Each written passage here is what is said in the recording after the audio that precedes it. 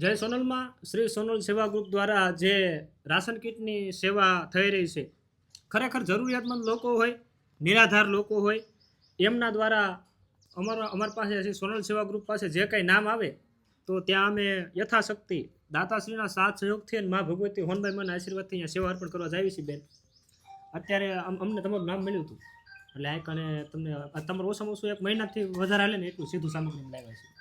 પરિવારમાં અત્યારે કોઈ 2 જણા છો? એક જ છે. એમ મારી છોકરી હારે છે. અમારા ભાઈ કેટલો સમયથી ગુજરી ગયા? એને 6-7 મહિના. એમ કાંઈ વાંધો નહીં. તમ તારે અમે તમારા ભાઈઓ જ છે, તમારે એમ જ સમજવાનું, બરોબર?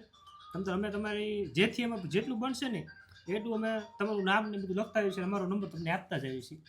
તમારે જ્યારે પણ જરૂર પડે આ બધી સીધું સામગ્રીની તમે તમને ફોન કરી દેજો. તમને એનામાં મહિને એ બધું તારે કીટું ને બધું આપતા જઈશું. બીજું કંઈ કામકાજ તમને તો અત્યારે મિત્રો ગામ મોટી વાવડી અમે કીટ અર્પણ કરી અને હવે અમારે જવાનું છે બીજી જગ્યાએ કીટ વિતરણ કરવા. અહીંયા પણ એક બા એકલા રહે છે, તો અમે અત્યારે જઈએ છીએ બગડ ગામે કીટ અર્પણ કરવા માટે. અહીંયા પણ એક માજી રહે છે, તો ચાલો એમની સાથે વાત કરીએ. જે નિરાધાર હોય, જે લોકો આવકનો સ્ત્રોત કોઈ વસ્તુ ન હોય, એમને મહિનો ચાલે એટલે અનાજની કીટ આપી છે. એમાં તમારું નામ આવ્યું હતું એટલે રૂબરૂ વિઝિટ કરી અને આવ્યા છે. બરાબર, એકલા જોશો તમે? બરાબર, આગળ પાછળ કોઈ હોય? બરાબર,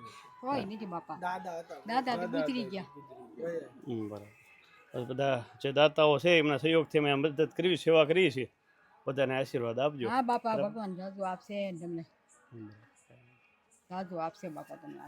તો આજે અમે બગડ ગામમાં આવ્યા હતા કીટ વિતરણ કરવા. આ એમનું મકાન છે, તમે જોઈ શકો છો. અને અહીંયા બા રહે છે, એમને આપણે કીટ અર્પણ કરી છે. આજે આપણે સોનલ સેવા ગ્રુપના બધા મિત્રો હતા અને સોનલ સેવા ગ્રુપના બધા મિત્રોએ આજે એમને કીટ વિતરણ કરવા આવ્યા હતા. અને તમારી આજુબાજુમાં કોઈ વ્યક્તિ જે ખરેખર વૃદ્ધ હોય અને આગળ પાછળ કોઈ હોય નહીં અને એમને કીટની જરૂર હોય તો અમારો સોનલ સેવા ગ્રુપનો અથવા અમારી પેજમાં કોમેન્ટ કરજો, એટલે જેથી અમે એ જગ્યાએ જઈને એમને વિઝિટ કરશું અને જોઈશું અને ખરેખર દીધા જેવું લાગશે ને તમને કીટ પણ અમે અર્પણ કરશું. જય સોનલમાં.